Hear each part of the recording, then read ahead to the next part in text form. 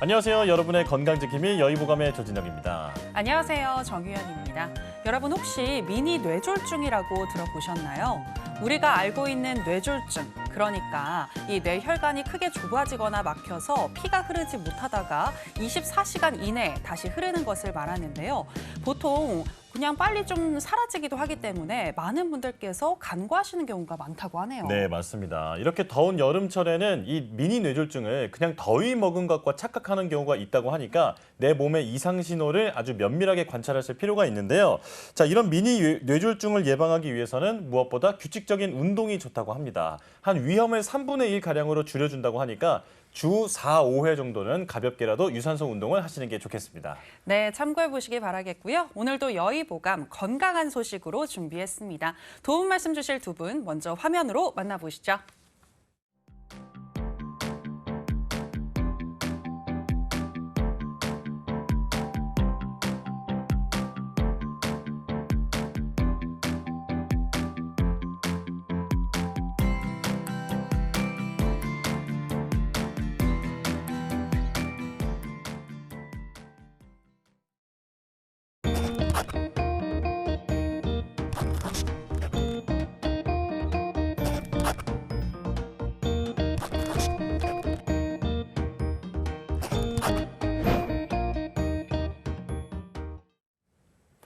네, 여의보감 오늘은 대한기능영양학회 윤승일 회장님 그리고 대한모유수유한의학회 조선영 회장님 두 분과 함께하겠습니다. 어서 오십시오. 어서 오세요. 반갑습니다. 네, 나오셔서 고맙습니다. 네, 매주 월요일 다양한 협회와 함께하는 날이죠. 윤승일 회장님께서는 지금 한의기능영양학회에서 회장으로 계시는데요. 기능영양학, 뭔가 익숙하면서도 잘 모르겠고 참 어렵습니다. 이 기능영양학이란 무엇인지 설명 부탁드릴게요.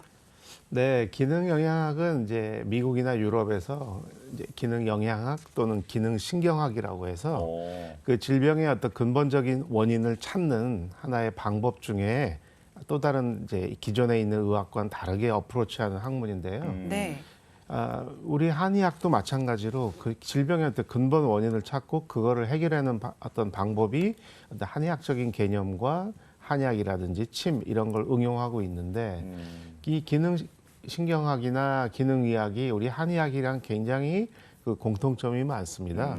특히 근본적인 나의 어떤 에너지, 면역력, 또 스트레스에 대항하는 부신 기능, 또 외부의 어떤 독소가 왔을 때 우리 몸이 어떻게 바뀌는지, 또 척추의 구조가 또는 척추의 움직임이 과연 우리 몸에 얼마나 영향을 미치고 그것을 어떻게 이제 관찰하고 해결해야 되는지, 여성 호르몬, 남성 호르몬, 또 노화와 관련해서 몸에 활성산소가 생기고 네. 또 거기에 맞는 항산화가 필요할 것이고 네. 이런 것이 사실 용어만 좀 다르지 한의학적인 개념과 이런 기능의학적인 개념이 너무나 같습니다. 네. 그래서 이러한 공통점을 저희가 학회에서 똑같이 우리가 한번 융합을 시켜서 학문을 발전시켜 보자 해서 이제 학회를 만든 거고요. 그러다 보니까 저희 한의사 입장에서는 이런 영양학적인 개념과 신경학적인 개념을 우리가 한방에서 치료하는 한약이나 침이나 추나요법이나 이런 여러 가지 다양한 한의학적인 치료법과 이런 영양학적인 신경학적인 개념을 융합시켜서 때로는 척추 교정을 이제 수기요법, 추나요법으로도 하고요. 필요할 때는 음식을 관리해 주는데 한의학적인 체질론으로 환자에게 음식을 조절시키기도 하지만 기능의학적으로 당신은 이런 음식이 좋고 나쁘다. 이런 것을 동시다발적으로 융합해서 기능의학적인 것과 한의학적인 것을 같이 환자에게 접근해서 치료하고 또 결과에 대해서 또 분석하고 또 다른 더욱더 건강을 더 증진시켜줘. 좀 복잡한 말씀을 드렸으나 네. 한의학적인 것과 기능의학은 서로 같은 컨셉이다. 언어만 다르고 그 출발은 다르지만 환자를 대하는 결론은 똑같다. 이렇게 그렇군요. 말씀드릴 수가 있어요. 네, 이 양의학에 존재하는 기능의학과 우리 한의학에 상당히 유사한 점이 많은데 그 두 학문을 융합한 학문이 바로 기능영양학이다 이렇게 말씀해 주셨습니다. 자, 그렇다면 이번엔 조선영 회장님께서 대한모유수유 한의학회가 어떤 단체인지에 대해서 설명해 주실까요? 네.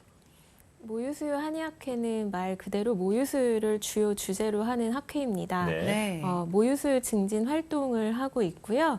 우리나라의 모유수유넷이라는 어. 그 모유수유 증진 단체가 있는데 거기는 의사, 한의사, 간호사, 뭐 유아교육 그리고 사회운동가 등 다양한 이제 모유수유 증진 단체들이 모두 같이 하고 있습니다. 그 활동을 통해서 저희도 참여를 하고 있고 제가 2018년도에 그 모유수유 홍보대사로도 임명이 돼서 모유수유 예. 국회 토론회가 있었는데 거기도 나간 적이 있습니다. 아, 예. 또 저희 학회에서는 이제 모유수유에 대한 올바른 지식을 알리려고 뭐 언론에 투고를 한다거나 좀 글쓰기를 통해서 좀 알리고도 있고요. 네. 저희가 한의사들이다 보니까 한의학에 있는 모유수유 노하우들을 많이 발굴했습니다. 전통 사회에서는 아무래도 인공수유보다는 모유수유가 메인이다 보니까 모유수유에 대한 노하우가 많이 있었거든요. 그래서 모유수유에 대한 지식을 발굴하고 또 그래서 모유수유 질병명에 이제 네. 좋은 한약 처방을 발굴한다던가 이걸 또 한의사들에게 교육하고 보수 교육을 하는 그런 활동들을 하고 있었습니다. 아, 네. 네. 그러니까 이 모유수유를 주제로 한 다양한 활동들을 펼치고 네. 있는 단체이다. 네. 이렇게 이야기를 네. 해주셨는데요. 이렇게 또 두 분을 모실 수 있었던 데에는 대한여한의사회의 역할이 컸다고 알고 있습니다. 윤 원장님께 여쭤보고 싶어요. 만약 대한여한의사와 대한여한의사회와 어떤 부분을 좀 협업하고 싶다 하는 게 있다면 어떤 걸까요?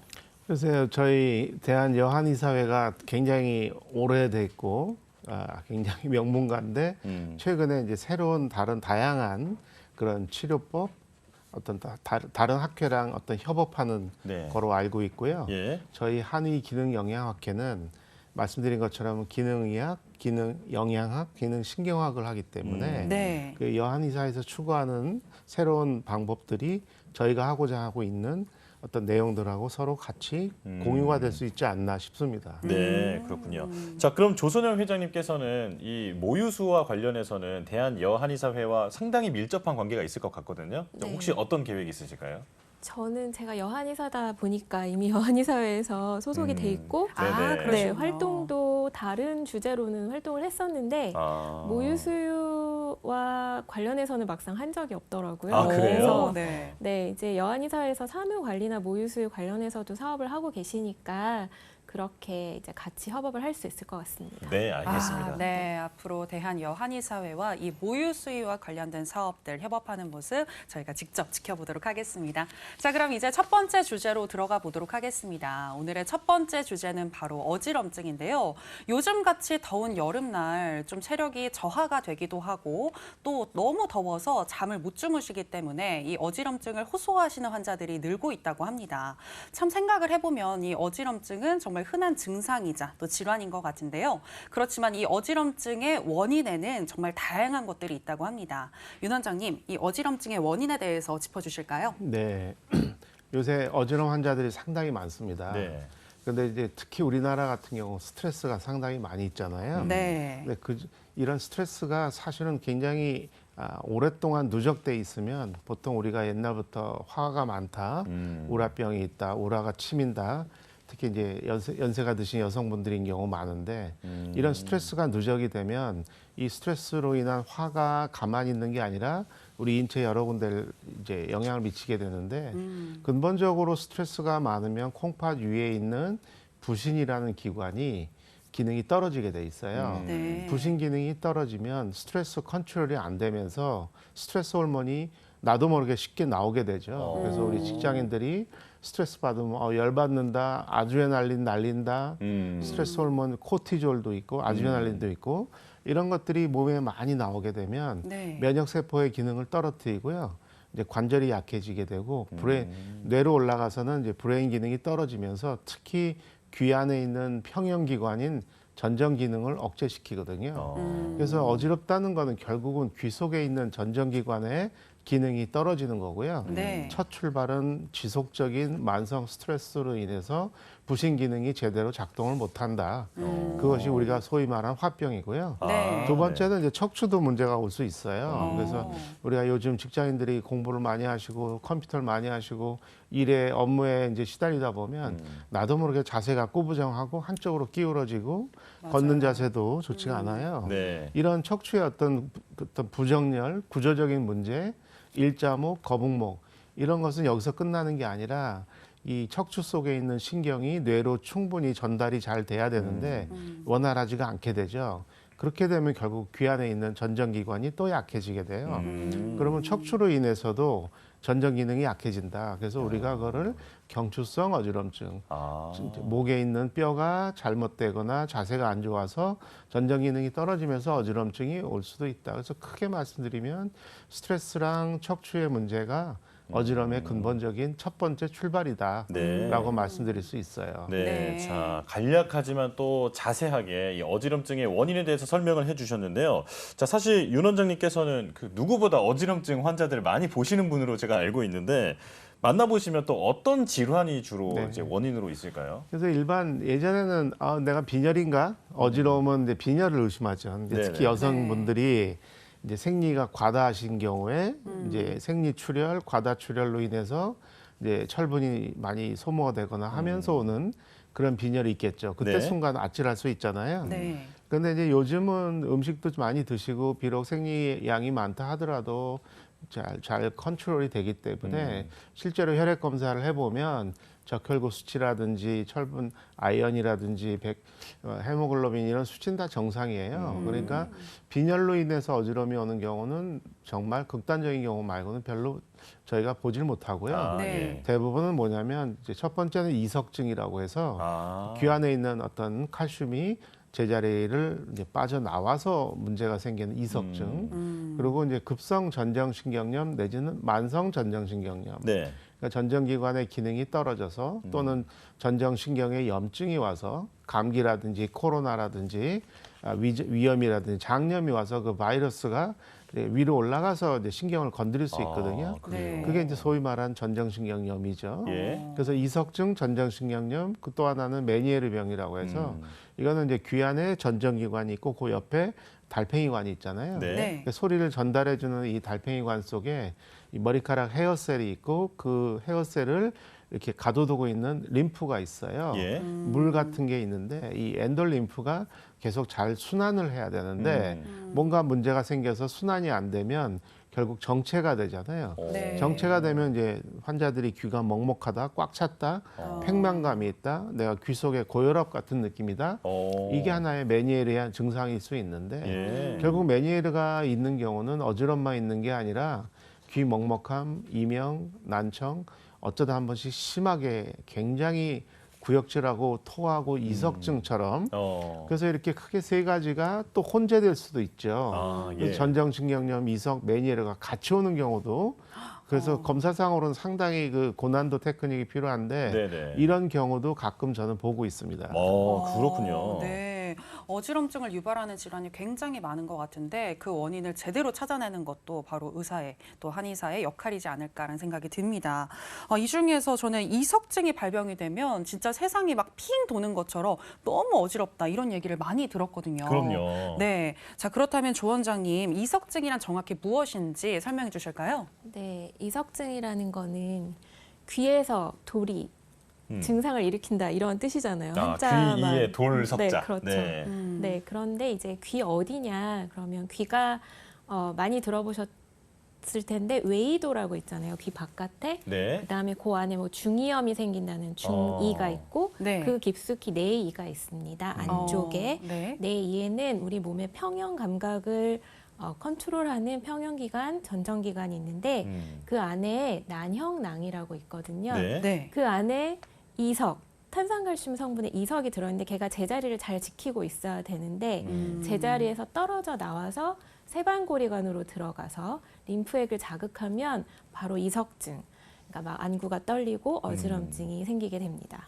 그렇군요. 그러니까 원래 있어야 할 곳에 있어야 하는 그 탄산칼슘 덩어리가 떨어지면 이석증이 발생한다는 말씀이신데 그렇다면 그것을 다시 제자리로 돌리는 게 치료법이 될 것 같거든요. 자, 윤 원장님 어떤가요? 그렇죠. 그래서 이석 정복술이다 해가지고 뭐 네. 애플리 매뉴버 그래서 어지러운 환자분들이 워낙 많다 보니까 네. 전문 용어도 많이들 아세요. 네. 그래서 이런 이석 정복술이라는 거는 우리 조 원장님 말씀하신 것처럼 난형낭 속에 제자리에 있어야 할 칼슘이 옆에 있는 세방고리관에 앞이냐 옆이냐 뒤로 어느 한쪽으로 가서 돌을 던졌을 때 물이 출렁거리면서 파도를 치면서 이 파도가 신경을 통해서 눈으로 가거나 위장으로 가거나 척추로 가서 눈이 심하게 떨리고 구역질하고 구토할 수도 있고 척추의 균형감도 떨어질 수가 있고 예. 네. 또 두통을 유발하기도 하고 심리적으로 굉장히 불안을 감정적인 부분에 뇌의 감정적인 뇌를 건드리니까 림빅 시스템이라고 해서 변연계가 흥분하니까 이제 밤새 잠을 못 자고 가슴이 뛰고 불안하면서 이제 하나의 패닉, 공황장애 같이 오는 경우도 상당히 많거든요. 네. 그래서 일단 그래서 막 갑자기 새벽에 보통 많이 오는데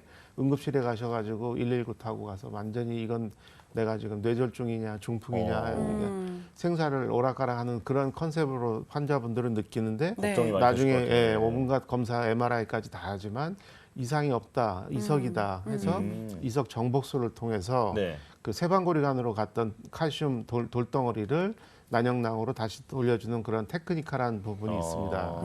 그래서 전문가들은 사실은 이석은 환자들은 너무나 고통스럽고 힘드시긴 하지만 전문가들은 보면 바로 이게 왼쪽이냐 오른쪽이냐 이 뒤쪽이 세방고리관이냐 앞쪽이냐 이걸 정확하게 판단할 수 있고요. 네. 거기에 맞는 어떤 자세를 하나의 포지셔닝, 제스처를 통해서 올바른 그 원래 길로 돌려준다. 이제 그게 이제 저희가 하고 있는 이석 정복술이고, 근데 문제는 이제 그렇게 하고 나면 일단 안착이 됐으나 예. 그 과정에 환자들이 느꼈던 여러 가지 심리적 불안감, 또 어떤 자율신경의 어떤 그 깨어짐 이런 거가 이제 사실 오래 가게 되죠. 후유증이 있군요. 그렇죠. 산불이 네. 나면 불을 끌 수는 있으나 네, 네. 그 나머지 탄 것들에 대한 또 부작용 후유증이 있듯이 예. 그래서 이제 후속 작업 어떤 재활 운동이라든지 어. 환자 케어는 조금 더 지속적으로 해줘야 된다 이렇게 말씀드릴 수 있겠습니다. 네. 네. 어제 그 잠깐 그 궁금한 게 그러면 이제 붙었던 그 칼슘을 이렇게 다시 이제 제자리로 돌렸는데 네. 그 쉽게 떨어질 것 같거든요, 원장님. 어떤가요?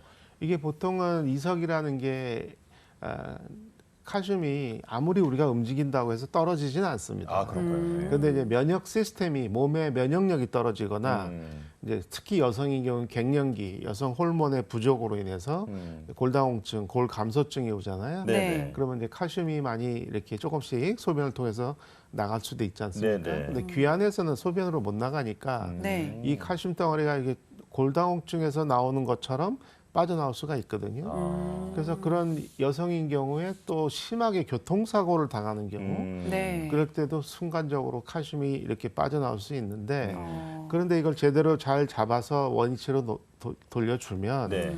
대부분은 이제 더 이상 나오지 않습니다. 다행이네요. 근데 해부학적으로 이 세방고리관의 구조가 조금 다르신 분들이 있어요. 이분들은 이 돌이 들락날락 자주 합니다. 그리고 만성이 되는 거네요. 만성이. 그리고 아니면 아예 제자리를 가지 않는 경우도 있어요. 너무 좁으면. 예. 그래서 이런 경우가 3%에서 5% 정도가 있어요. 네. 그렇지만 대부분은 한번 제자리를 잡아들이면 특별한 문제가 있지 않는 한 이것이 뭐 다시 또 왔다 갔다 하지는 않습니다. 그렇군요. 네. 자, 대부분은 제대로 치료를 받으면 이제 크게 문제 없이 일상생활을 이어갈 수 있지만 간혹 이제 재발을 하는 경우도 있으니까 제대로 치료를 받는 게 중요하다. 이렇게 정리할 수 있겠는데요. 자, 그리고 조금 전에 경추성 어지럼증이라고 하셨나요? 그 네. 척추의 불균형이 어지럼증을 유발할 수 있다고 말씀을 해주셨는데 이것도 좀 자세하게 원리를 알려주실까요? 그렇죠. 그래서 우리가 몸의 중심을 잡는다는 거, 우리가 걸어간다는 거, 똑바로 서고 누웠다가 일어나고 자세를 바꾸고 고개 숙이고 버스 타서 순간적으로 동작을 내가 자리를 잡고 이런 사실은 모든 동작 24시간 동안에 우리가 인간이 하고 있는 모든 동작은 사실은 귀 안에 있는 전정기관이 네. 24시간 시시각각으로 나를 컨트롤해주고 있습니다. 네. 그런데 이제 이런 전정 기능에 뭐가 문제가 있다. 말씀드린 것처럼 스트레스가 많았거나 자세가 원래 안 좋았거나 몸에 어떤 염증이 있었거나 잠을 못 잤거나 뭐 음식을 잘못 드시거나 술을 많이 드시면 이제 일시적이든 만성적이든 귀 속에 있는 전정 기관이 해야 할 일을 못 한다. 그러면 어떻게 되느냐? 우리의 몸의 중심은 첫 번째는 전정 기관이 잡아주고 두 번째는 시각이 잡아주고 있어요. 네. 그러니까 비주얼을 통해 전정 기능이 약해도 내가 시각을 잘 쓰면 잘 안 넘어질 수가 있죠. 네. 세 번째는 팔다리 척추 근육 속에 있는 고유 감각 신경계가 네. 항상 우리를 무의식적으로 나를 중심을 잡아주고 걷는 거에 문제가 없고 스케이트를 타든 뭘 보드를 타든 뭐든지 우리는 할 수 있잖아요. 네. 소위 말하는 운동신경이라죠. 그러니까 다시 말씀드리면 귀 안에 있는 전정기관과 시각적인 비주얼, 그다음에 척추와 근육 관절 속에 있는 원래의 신경계 세 가지가 우리를 지금 중력을 이기고 똑바로 설 수 있고 어떤 동작도 다이나믹하게 할 수가 있습니다. 네. 문제는 뭐냐? 이 전정 기능이 약해지면 네. 이 시각이 흥분하고 척추나 근육에 있는 신경들이 엄청 과잉 오버하게 돼 있어요. 아, 예. 왜냐하면 네가 해야 할 일을 못 한다. 네. 누가 해야 돼요? 전정기관이 해야 되는데 얘가 지금 상태가 안 좋다. 그러면 나머지 애들이 오버 보상을 해야 돼요. 아, 예. 그러다 보니까 눈이 굉장히 예민해지고 시각을 사람만 봐도 벌써 어지럽다 그러고 아. 모자이크 무늬 보면 어지럽고 또 소리에 대해 예민해져요. 예. 네. 그래서 시끄러운 데 가면 도저히 청각 과민증이라고. 어. 그러면서 이 근육이나 관절도 예민하니까 조금만 어디 가면 바로 몸이 흔들거리게 되고 옆에 차가 살짝 지나가면 내가 지나간 게 아닌데 내가 마치 지나가는 거로 착각하고 아, 예. 교회나 이런 대중들이 있는 데 가면 더 어지럽다. 음. 그러니까 뭐냐 전정기관이 해야 할 일을 못하면은 이렇게 다른 애들이 더 오버할 수도 있고요. 네네. 반대로 척추의 기능이 제대로 일을 못하거나 자세가 안 좋으면 또 나머지 두 가지 애들이 또 오버. 아. 그러니까 세 가지가 동시다발적으로 우리의 몸을 균형을 잡아줘야 되는데 네네. 그 중에 한두 가지라도 상태가 안 좋으면 나머지가 흥분하면서 결과적으로 세 가지 기능이 다 못하게 된다. 아, 그렇군요. 그러니까 우리 몸의 균형을 잡아주는 거는 이 전정기관과 시각 그리고 몸에 있는 이런 감각 신경계가 세 가지가 다 조화를 이루어서 잘 좀 균형을 잡아줘야 될 것 같은데요. 근데 제 생각에는 이 운동을 통해서 몸의 균형 감각을 좀 높여주게 되면은 우리의 전정기관도 더 발달을 하지 않을까 이런 생각이 문득 들거든요. 맞습니다. 네, 그렇다면 어떤 운동법이 있을까요? 네, 맞습니다. 그래서 결국은 우리가 전정 재활 훈련이라고 네. 이제 미국이나 유럽에서는 대부분 어지럼이 심하게 오면 특별하게 어떤 병적인 어떤 혈관 장애라든지 이런 거로 인한 어지럼이 아닌 경우에 전정 재활 훈련을 가장 많이 강조합니다. 네. 그래서 한국에서는 이제 약물을 많이 권유를 받고 있고요. 해외에서는 재활 운동을 훨씬 더 많이 이제 권유를 받고 있는데 중요한 거는 내가 지금 어느 쪽 전정 기능이 약하냐, 네. 또 비주얼은 괜찮냐, 음. 그다음에 네가 척추와 관절과 근육이 혹시 다 괜찮니? 가령 어떤 척추에 문제가 있다면 허리에 디스크가 있거나 협착이 있거나 경추 디스크가 있으면 당연히 그걸 해결해 줘야 되겠죠. 네. 그래야 어지럼도 도움이 되니까요. 네네. 네네. 그런데 대부분은 귀 안에 있는 전정 기능이 약해서 오거든요. 전정기관은 항상 눈으로 신경이 연결이 돼 있습니다. 네. 그래서 전정 기능이 약하면 눈으로 가는 경로가 문제가 생겨요. 그래서 우리가 항상 전정 재활의 가장 핵심은 귀 속에 있는 전정 기관과 눈의 움직임을 이렇게 좌우 상하로 움직여주는 거, 아니면 손과 눈을 동시에 움직여주는 거, 빠르게 움직여주는 하나의 획돌림, 천천히 네. 움직여주는 원활 추정 운동, 이런 다양한 운동을 통해서 전정기관과 눈으로 가는 경로를 이제 잘못됐던 거를 원상으로 건강하게 만들어주고, 또 하나는 척추 역시 전정기관하고 연결되어 있기 때문에 척추의 동작을 다양하게 쓰면서 전정 기능을 활성화시켜준다. 때로는 추나요법이라든지 네. 이런 척추를 교정해서 척추의 문제를 해결함으로써 전정기관도 같이 또 좋아진다. 아, 이렇게 네. 다양한 전정 재활 훈련을 하는 것이 근본적으로 해결을 해주고 이석을 재발하지 않게 하고 이석이 생기지 않게 하는 가장 안전하고 좋은 방법이다. 아. 이거는 많은 논문과 근거가 많이 이미 나와 있습니다. 그렇군요. 네. 자, 이런 전정 기능을 더 강화하고 복구를 해줄 수 있는 그런 재활 운동과 어떤 운동 코칭에 대해서도 자세히 설명을 해주셨는데요. 자, 그렇다면 이런 어지럼증의 회복을 돕는 식단이나 혹은 도움이 되는 한약에 대해서도 궁금합니다. 자, 원장님 설명해 주실까요? 예. 그래서 일단 저희 환자들이 어지러움 많이들 알고 계신데 일단 어지러운 분들은 술 드시면 당연히 안 되죠. 아, 네. 왜냐하면 술을 마시면 알코올이 혈액을 통해서 혈관을 통해서 혈액으로 해서 뇌로 올라간 다음에 소뇌를 가고 전정기관으로 가서 소뇌와 전정 기능을 이렇게 흐트러뜨립니다. 그래서 어지러운 거군요. 네, 그래서 그리고 소뇌로 들어가면 알코올 농도가 좀 진하기 때문에 네. 이게 농도 차가 있어요. 안에 있는 물하고 엔돌린하고 예. 그러니까 농도 차이로 인해서 이 균형을 못 잡게 됩니다. 네. 그러다 보니까 자세가 비틀거리고 이제 어지럽고 이제 구역질하고 토하고 하는 것이 하나의 전정 기능 저하랑 거의 비슷하다고 볼 수 있죠. 네. 이미 어지러운데 술을 마신다? 이거는 전혀 말이 안 되는 거고 네. 당연히 담배라든지 커피. 왜냐하면 커피는 또 혈관을 수축하고 이뇨작용이 있어요. 네.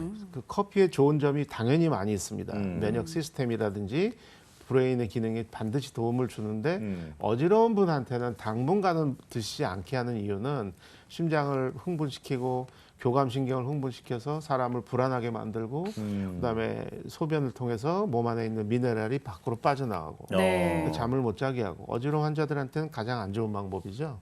그리고 밀가루 종류도 역시 탄수화물이 몸에 들어오면 결국 혈당이 올라가고 혈당 조절이 잘 안 되면서 브레인 기능이 뇌 기능이 떨어지게 되거든요. 네. 뭐 당뇨하고 상관없이 탄수화물이 지나치게 슈가가 많이 들어가면 뇌 기능이 떨어지고 쉽게 염증이 오면서 또 몸속에 곰팡이균이 또 기승하는데 이런 균들이 또 전정 기능에는 또 좋은 방법이 아니죠. 예. 그래서 술, 담배, 커피, 밀가루 그다음에 튀긴 음식, 튀기는 걸 통해서 우리 몸에 활성산소가 생기면 활성산소는 세포 속에서 에너지 대사를 파괴시키기 때문에 네. 어지러운 사람들은 에너지 기능이 떨어지고 쉽게 배가 허기지고 굉장히 배가 고프거든요. 대사가 빠르기 때문에. 네. 네네. 그런데 이런 안 좋은 음식을 먹으면 더 이제 나빠지게 되겠죠. 그래서 일단 그런 안 좋은 거를 드시지 말고 네. 나머지 좋은 음식들, 그러니까 생선, 고기, 야채, 나물, 밥은 어느 정도 드셔도 되고 이런 식으로 드시면서 결국은 첫 출발이 부신 기능이 떨어진 거거든요. 네. 네네. 그러니까 콩팥위의 부신을 돕는 한의학적으로는 신장의 기능을 돕는 신허나 신양허, 신음허 이런 것들을 돕는 보신하는 그런 여러 가지 오미자, 구기자, 숙취, 네. 당기청고 이런 것들을 드시면 제일 좋을 것 같고 영양제도 비타민 B 종류, 네. B가 풍부하게 들어있는 영양소를 드시는 게 가장 효과적이다라고 말씀드릴 수 있겠습니다. 네, 그렇군요. 지금 자. 어지럼증 환자 생활 수칙에 대해서 말씀을 해주셨는데 이 밖에 또 어떤 게 있을까요? 간단하게 부탁드릴게요, 윤 원장님. 그러니까 이제 여러 가지 녹차라든지 카페인이 들어있긴 하지만 허브티라든지 녹차라든지 이런 한약티는 커피 대신에 훨씬 더 훌륭한 효과를 갖고 있고요. 부신 기능이 떨어져 있기 때문에 부신을 어느 정도 보호를 해줘야 돼요. 예. 그러려면 그런 한약재들이 도움이 될 수 있고요. 밤에 늦게 주무시는 거 반드시 피하셔야 되고요. 충분히 숙면이 되셔야 되고요. 네. 어지러우면 활동을 잘 안 하시거든요. 활동을 어느 정도는 하셔서 자꾸 움직여야 됩니다. 어지럽다고 움직이지 않으면 갈수록 더 움직이지 못하고요. 네네. 끝으로 어지럼증 환자들의 가장 문제는 뭐냐? 불안하다. 우울하다, 불안하다. 그래서 아무것도 못하고 정신과약을 드시는데 반드시 전정 재활 훈련을 하면서 심리 정신적으로 상담을 받고 나를 마인드 컨트롤을 통해서 나를 편안하게 한다. 이것이 가장 핵심입니다. 네, 알겠습니다. 알겠습니다. 자, 어지럼증 환자의 생활 수칙에 대해서까지 이제 길게 설명을 잘 해주셨는데요. 마지막으로는 또 치료의 의지를 반드시 다져야 한다. 이렇게 말씀을 강조를 해주셨습니다. 자, 어지럼증에 대해서 자세히 알아봤는데 주요 내용 화면으로 다시 한번 만나보시죠.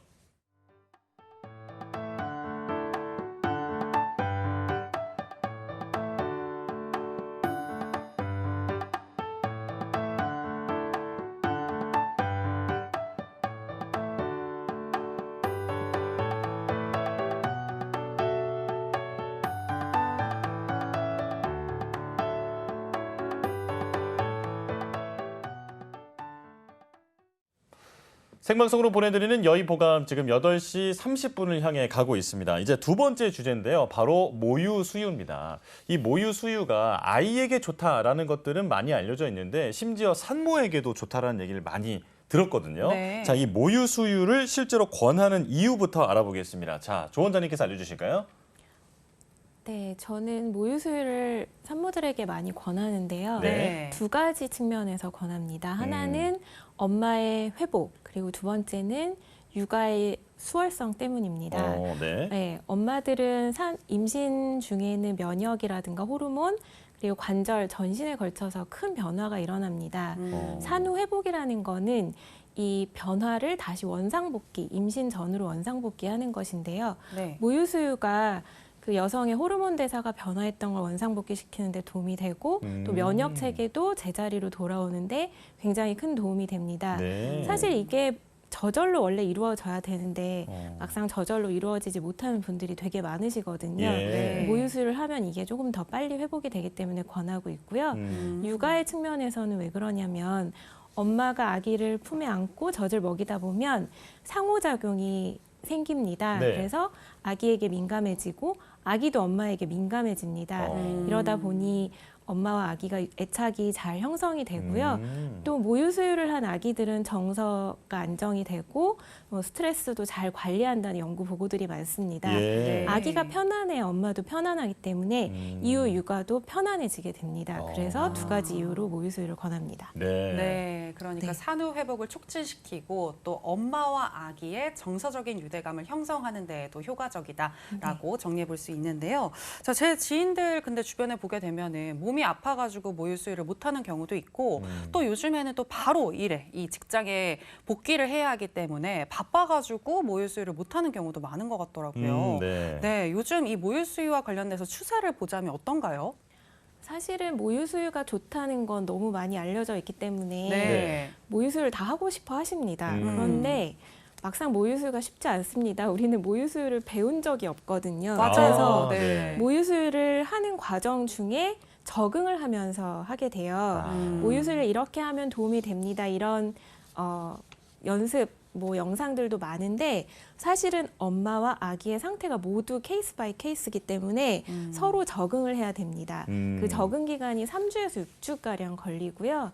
조금 아기와 엄마가 모두 편안한 상태면 3주 이내에 적응이 되고 네. 조금 상황이 여의치 않으면 6주까지 길어지긴 하는데 거의 6주 안에 적응이 됩니다. 그래서 그때까지만 조금 불편함을 감수하면 할 수가 있고요. 예. 또 모유수유 중에 가장 힘들어하는 경우는 원래 엄마가 척추 관절 질환이 있을 때입니다. 그럴 경우에는 관절이 아파서 허리가 아파서 아기를 안고 있는 것 자체가 힘들 수가 있는데요. 네. 그럴 때는 좀 치료적 도움을 받아서 할 수가 있습니다. 네. 모유수유가 좀 적응이 되고 나면 사실 엄청 수월합니다. 네. 분유수유를 할 경우에는 젖병과 분유를 모두 들고 외출을 해야 되는데 사실 모유수유하는 엄마들은 아기랑 기저귀만 챙겨서 나가면 되니까 엄청 간단하거든요. 예. 네. 네. 제가 이 부분을 엄청 강조해서 네. 조금만 견디자, 6주까지만 참으면 훨씬 수월하다, 이후가 훨씬 편해진다, 네. 이렇게 말씀을 드려요. 그렇군요. 네, 또 네. 직장 수유는 사실 요새는 모성보호법 덕분에 직장에서 유축할 수 있는 공간을 둔 직장들도 많고요. 네. 또 직장 안에서 3시간마다 모유를 유축하면 전량이 줄어들지 않습니다. 네. 이렇게 유축하는 모유를 냉장고에 보관했다가 집에 와서 다음날 아기 낮에 먹일 수가 있고요. 네. 밤에 와서는 엄마가 직접 수유를 하면 아기와의 정서적 유대를 유지하면서 또 모유수유의 장점을 누릴 수 있습니다. 네. 그렇군요. 네. 자, 6주 정도의 적응 기간이 지나면 이제 훨씬 더 편안할 것이다 이렇게 말씀해 주셨는데 모유 수유도 배워야 한다. 네, 이런 말이 참 인상 깊게 네. 네. 다가오네요. 네. 자, 그렇다면 저는 이제 모유가 도대체 어떤 성분이 있길래 이렇게 많은 도움이 되는 것인지 궁금한데 이제 많은 분들이 모유의 성분에 대해서 신비로움마저 느끼고 있거든요. 자, 기능의학적으로 봤을 때 이 모유의 영양 성분이 뭐가 있는지 윤 원장님께서 좀 알려주실까요? 네. 연구가 물론 많이 돼 있고 이미 지금은 완전히 과학적인 팩트로 딱 자리 잡았는데 네. 일단 기본적으로 모유 속에는 그러니까 탄수화물, 단백질, 지방 제일 큰 우리가 큰 덩어리의 영양소잖아요. 네. 그것이 물론 당연히 충분히 들어 있겠죠. 그 중에서도 이제 아기 때 가장 필요한 그 프로테인 단백질 중에 락토페린이라고 있고요. 네. 그것이 모유 속에 충분히 들어 있고요. 네. 두 번째는 우리가 위하고 장 속의 세포를 보호해주는 가장 중요한 면역 세포는 뭐냐? 이제 이뮤노글로빈이라고 면역 글로불린이라고 있습니다. 네네. 면역 글로빈이 종류가 되게 많아요. 5가지 정도 있는데 그 중에 세크루터리 분비성 IgA, 이미노글로빈 A가 가장 풍부한 게 우리 모유 속의 가장 특징이에요. 네. 그래서 이게 왜 필요하냐면은 이제 바로 엄마 뱃속에서부터 시작해서 태어났을 때 이 IgA, 이미노글로빈 A가 있어야 위와 장 벽을 보호해 준다는 거죠. 네. 왜냐하면 우리의 면역이 어그러지고 염증이 생기고 면역력이 떨어지는 이유는 첫 출발은 입에서부터 구강에서부터 시작해가지고 위하고 장 속에 있는 점막이 엉클어지는 건데 그 첫 번째 하나의 보호하는 하나의 배리어, 하나의 디펜스 메커니즘이 바로 IgA, 이미노글로빈 A고요. 예. 네. 그것이 모유 속에 충분히 있는 거죠. 그러니까 태어났을 때 아이들이 위장관의 기능이 튼튼해야지 그 안에서 일어날 수 있는 여러 가지 세균, 박테리아, 바이러스 이런 곰팡이 균들의 어떤 문제점들을 미리 예방하고 차단하고 보호할 수 있다는 거죠. 그리고 실제적으로 면역력을 또 키워주기도 하고요. 네. 그래서 지금 이미노글로빈 세크레터리 IgA가 그만큼 가장 중요한데 어른들도 물론 많이 드셔야 되지만 네. 특히 태어나자마자 갓 태어난 아이들은 반드시 필요하고 그것이 모유를 통해서 충분히 공급될 때 일단 위장의 기능이 좋아지고 요즘은 위하고 장이 브레인하고 연결된다고 하지 않습니까? 네네. 그래서 네. 뇌하고 장의 어떤 커넥션, 그래서 브레인-것 커넥션이라는데 그 출발이 위하고 장의 튼튼함이에요. 그것이 세크레터리 이미노글로빈 A가 관여하는 것이고요. 그리고 락토페린과 그런 두 가지 성분들이 물론 그 외에도 다양하게 있지만 이제 장에도 도움이 되고 면역력에도 도움이 되고 점막을 보호하면서 염증을 미리 예방하니까 아이가 갑자기 아기 때 신생아 때 염증이 오거나 감기가 오거나 어떤 장염이 오거나 다른 질환으로부터 우리가 충분히 예방할 수 있다. 그래서 이제 그런 좋은 점이 있고 그 외에도 이제 유산균, 우리가 장내 미생물 잘 아시는 것처럼 모유 속에는 장내 미생물이 다양하게 있는데 네. 네. 모유 말고 분유에 있는 장내 미생물의 어떤 분포도에 비해서 훨씬 더 다양하고 훨씬 더 좋은 쪽의 장내 미생물이 훨씬 많다. 분유에 비해서. 네. 예. 그 때문에 장내 미생물 모유 속에 있는 장내 미생물 속의 다양한 것들이 결국은 아까 말씀드린 이미노글로빈과 함께 그 위장관을 보호해주고 장내 면역 세포를 키워주고 결국 그것이 브레인으로 연결돼서 뇌세포를 보호해주면서 우리의 갓난 아기들이 건강하게 성장할 수 있게 해준다. 네. 그것이 바로 모유의 출발점이다. 얘기할 수 네. 있습니다. 그렇군요. 네. 이 모유수유는 면역력을 증진시켜주고 또 질병을 예방해주고 또 아이의 뇌 발달에도 좋다라고 정리해 볼 수 있겠습니다.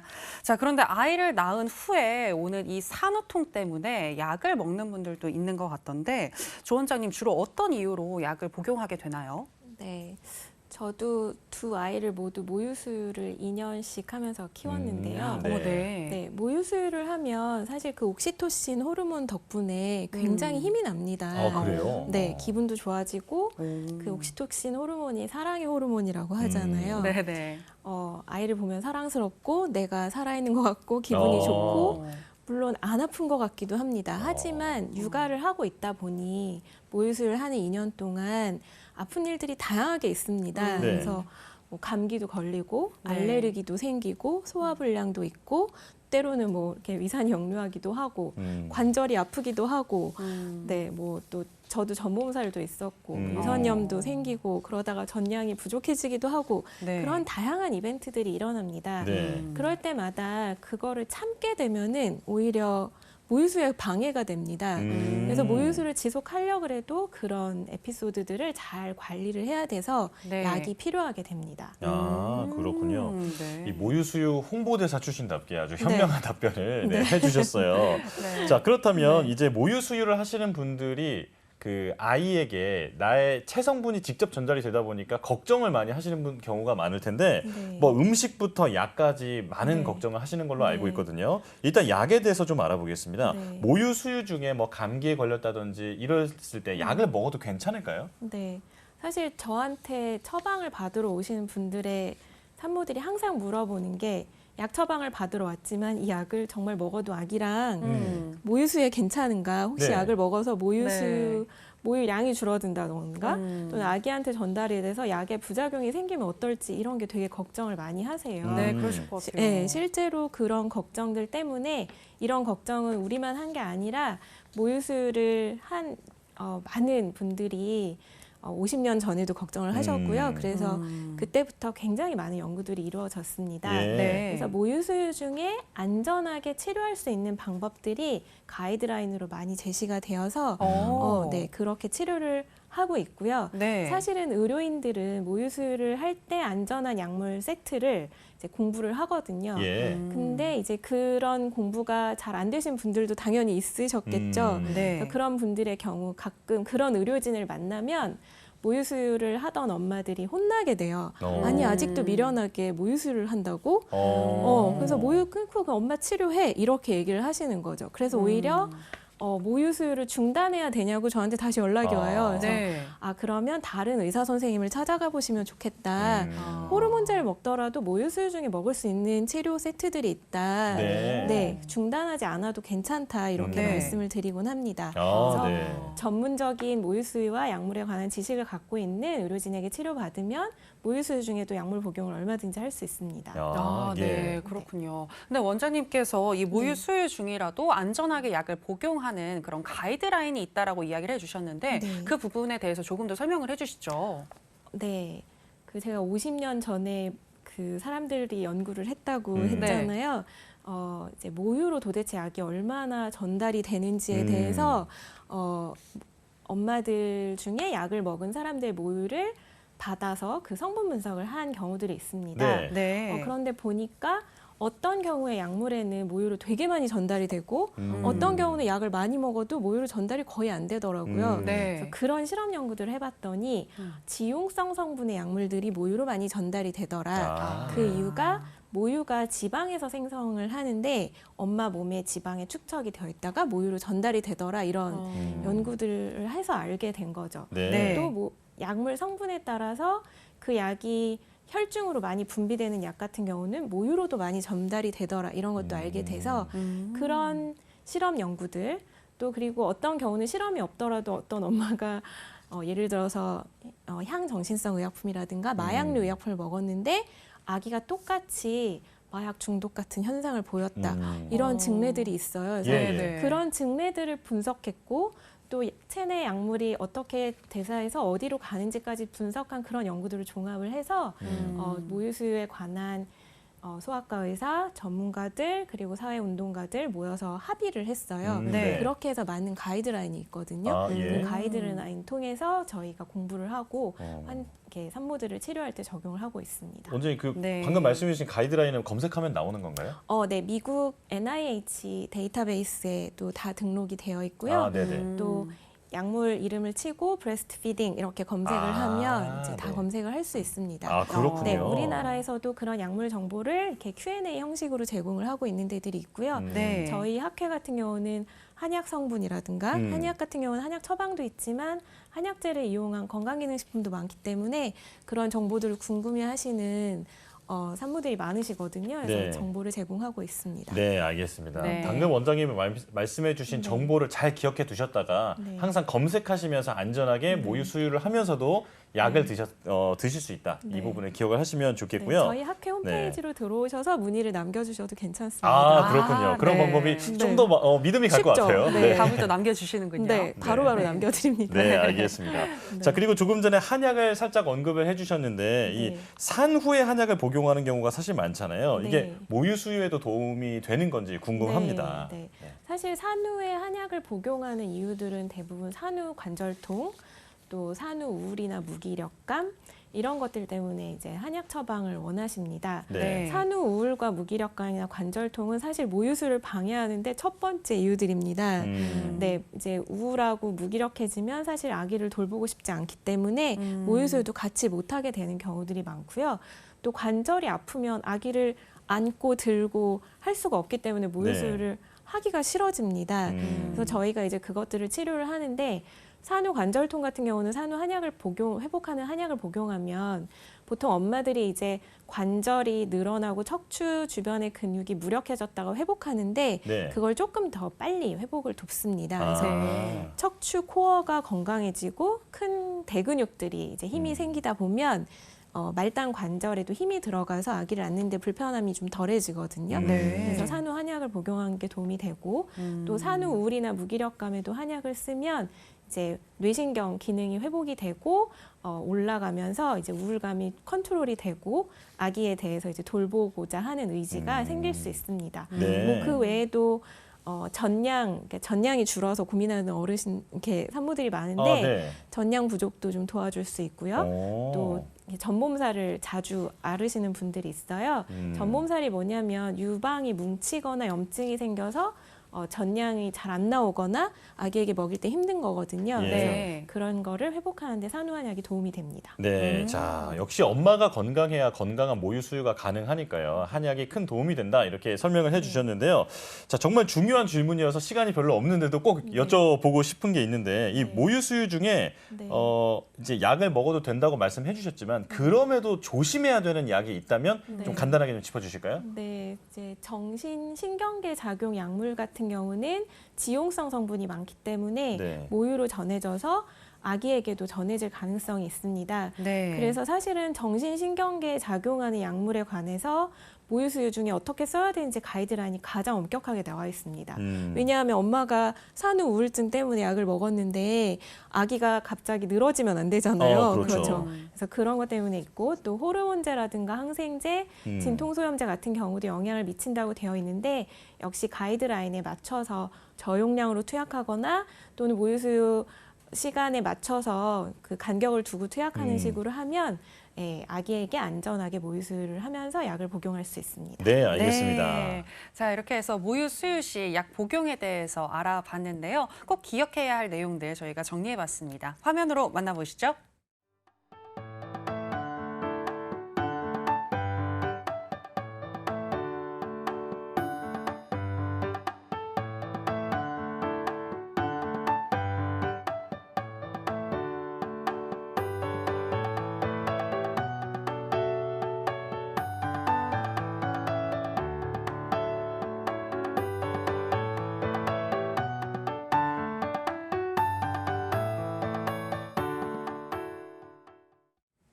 네, 오늘도 아주 건강하고 유익한 건강 정보를 알아봤는데요. 어지럼증과 모유 수유, 많은 고민이 해결되는 시간이었으면 좋겠습니다. 네, 여의부감 저희가 준비한 내용은 여기까지입니다. 저희는 내일 이 시간 또 알찬 건강 정보로 다시 돌아오도록 하겠습니다. 함께해 주신 여러분 고맙습니다.